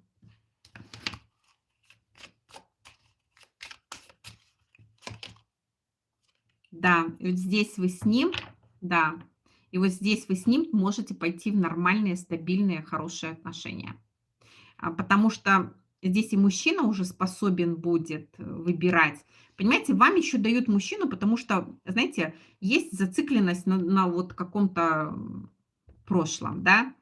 И с учетом, чтобы показать, к чему это может привести, вам дадут еще похожего, да, который еще не отошел от каких-то травм, еще от чего-то. То есть изначально вам нужно еще пройти вот этот этап. Для чего? Для того, чтобы вы себя не обманывали. Ни его, ни себя. Да? То есть если вам что-то не нравится, говорили, что не нравится. Если что-то нравится, говорили, как нравится. Да? То есть здесь идет такой момент, чтобы восстановить как-то связь с собой больше. И вот после того, как вы поймете, что на самом деле вот совершали, что вы держались за то, что не нужно было держаться и в прошлых отношениях, и в тех, которые сейчас есть, и свободно сможете мужчине сказать, ты знаешь, ты мне не подходишь. Да, по той причине, что вот это меня вот здесь не устраивает. Ты не меняешься, до свидания, гуси. И в этот момент к вам приходит другой. И вот здесь будет как родственные отношения, но вы здесь берете ответственность вместе с ним. Это для вас будет совершенно новый опыт, и мужчина будет абсолютно не похож на тех, которые были раньше с вами. Вот здесь-то и заканчиваются ваши качели, и здесь же заканчивается вот какая-то ваша вот такая психологическая игра. Да. Знаете, такое ощущение, что вы из прошлого опыта берете все самое ценное и все самое важное. Поэтому пройдите этот урок. Вам совет все-таки вступить в отношения, чтобы для того, чтобы увидеть даже в этих отношениях где-то себя, да, себя, внутреннего ребенка, что вы хотите, да, потому что как-то в отношениях все было, что либо вы спасателем были, либо вам всех было жалко, пажу кубка вы вся такая добродушная, вы вся такая открытая, а к вам как-то почему-то попой. Да, то есть каждый, знаете, как зализывал свои какие-то раны, как залечивал себя, либо допустим, делал то, что он хочет, а ваш внутренний ребенок как-то здесь страдал. И здесь вам дадут еще раз такого же, чтобы вы уже окончательно на эти грабли наступили, получили какой-то урок и пошли уже тогда в светлое будущее. И вот здесь вот мужчина, да, Насколько он будет вкладываться в вас? Ну, я вам хочу сказать, по королю пентаклей он готов будет на серьезные отношения с вами, и насколько он будет вкладываться, у этого мужчины достаточно будет хорошая финансовая подушка, хорошая финансовая такая безопасность. Он может быть скуповат, но я вам хочу сказать, что здесь все довольно-таки неплохо потом, да. Дарина, поэтому выходите из своего состояния, когда вы чего-то ждете, может быть, от прошлого партнера, вы должны понять, что вы очень ценный человек, и, в принципе, на такую красоту и на такую ценность тут должны претендовать многие, а вы почему-то зависли на ком-то одно.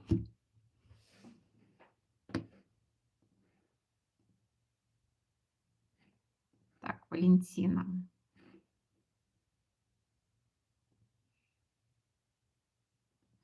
Давайте посмотрим.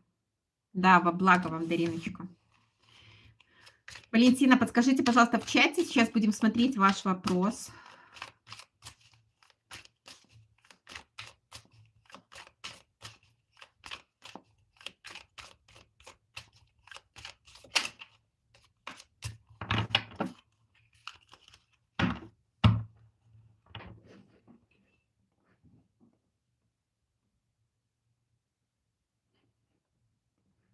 Так, жду Валентину.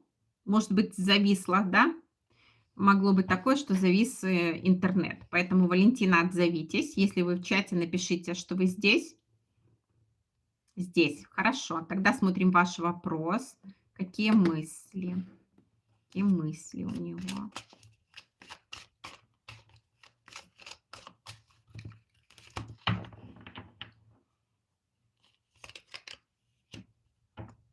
Мысли появиться у вашего партнера, но, знаете, как бы такое ощущение, что считает, что чтобы к вам проявиться, это нужно приложить максимум усилий. Что, знаете, тут нужно, как говорится, океаны переплыть, горы перескакать, приложить столько усилий. Знаете, как в той сказке, когда Иван Дурачок искал Василису Прекрасную, да, то есть мне столько нужно всего преодолеть, чтобы тебя увидеть, что просто капец. Желание есть, приехать хочу, но страхов много. Что мне с этим делать, да? Что мне с этим делать? Я император. Все. Какие мысли о вас, как о женщине?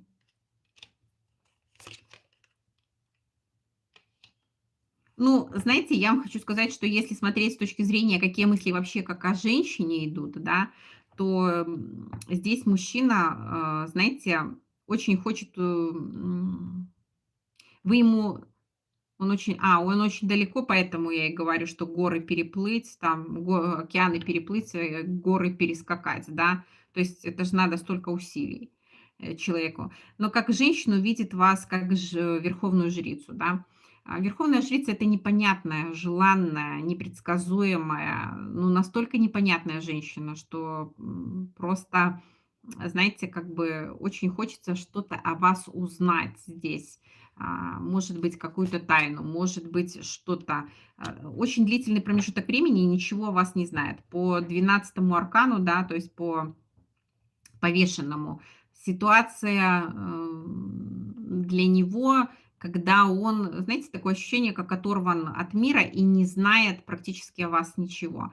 Очень хочется как бы что-то узнать для себя. Для чего вообще это ему? Знаете, я вам хочу сказать, что здесь, Валентина, он играет тоже в какую-то определенную игру.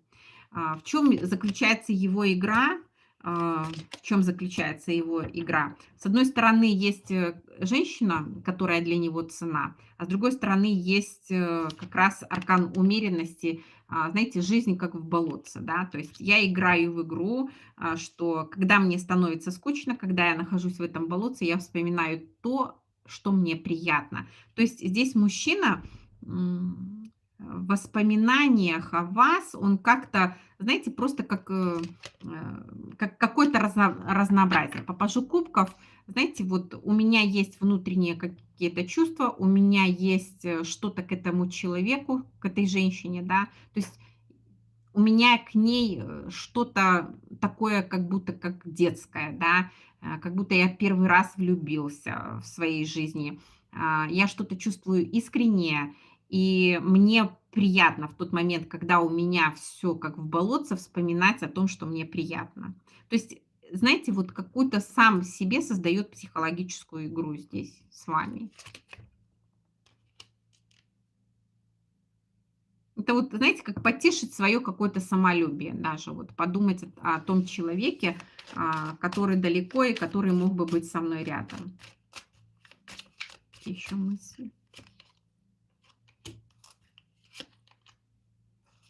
Но я вам хочу сказать, что если смотреть, м, как он представляет себе вообще вашу жизнь, вот как он себе представляет вашу жизнь, ну, что вы тоже, знаете, как бы особо радости в вашей жизни нету, что у вас есть какие-то сомнения по поводу того, м, как дальше жить, да, то есть здесь он вас видит, конечно, по шестерке жезлов очень яркую.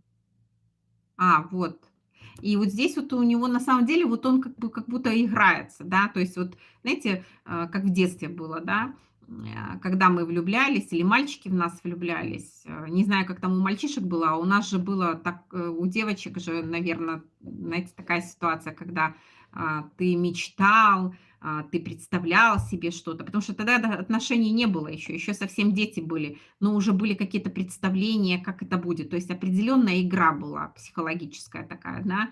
Сам с собой играю, в дочки матери, да, либо сам с собой играю, муж-жена. Здесь вот то же самое, да, то есть как школьник влюбился, и на самом деле он искренне о своих чувствах как бы здесь говорит, да, что потому что по пажу кубков чувства искренние, чувства открытые непосредственно к вам, но просто сам себе вот говорит, что я могу. Но если рассматривать вашу жизнь с его точки зрения, то сейчас он думает, что вам тоже как-то не особо сладко. То есть по четверке мечей на самом деле как бы уже хочется из этого состояния выйти, потому что состояние не особо. И пятерка жезлов. То есть вы тоже сомневаетесь в том, что где вы сейчас находитесь, да. То есть такое ощущение, что он говорит, такая женщина заслуживает чего-то большего, заслуживает каких-то других перемен, да. А, Ей нужно вот куда-то двигаться, она заслуживает большего, чем есть сейчас.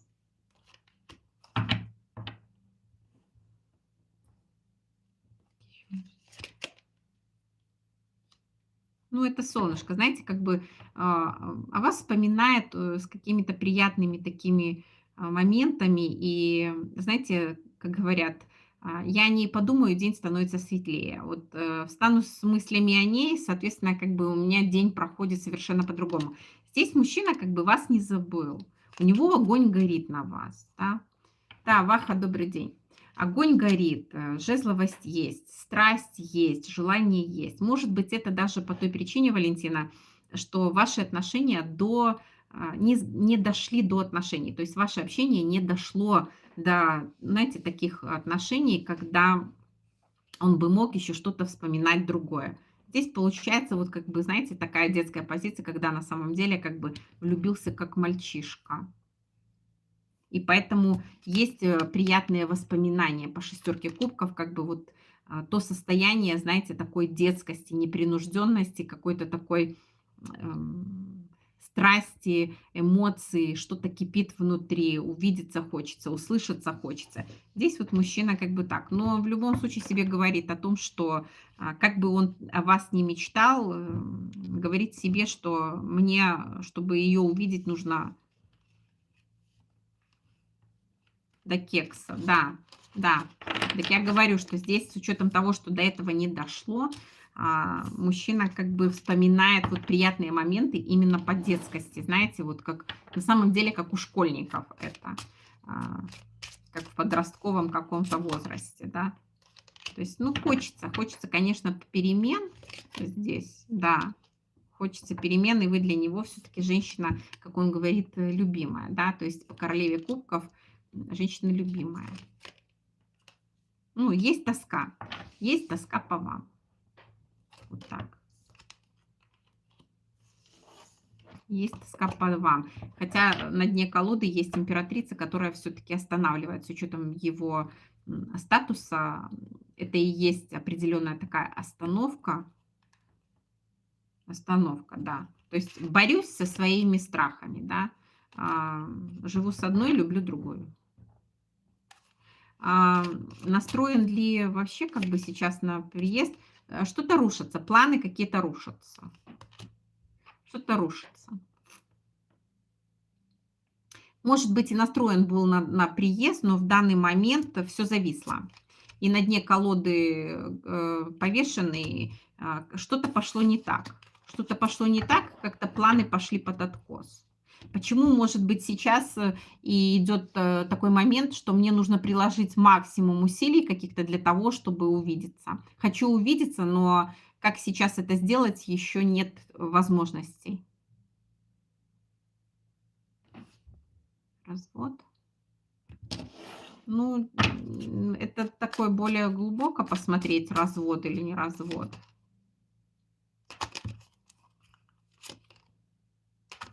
Ну, статус еще короля пентаклей есть. И двойка кубков, общение какое-то есть. Может быть, знаете, как бы...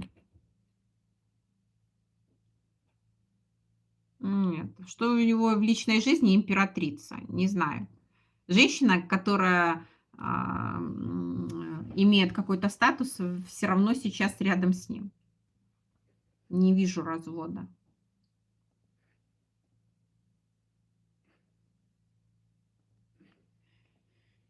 Ах, так. Ваха, спасибо огромное за ваши комплименты.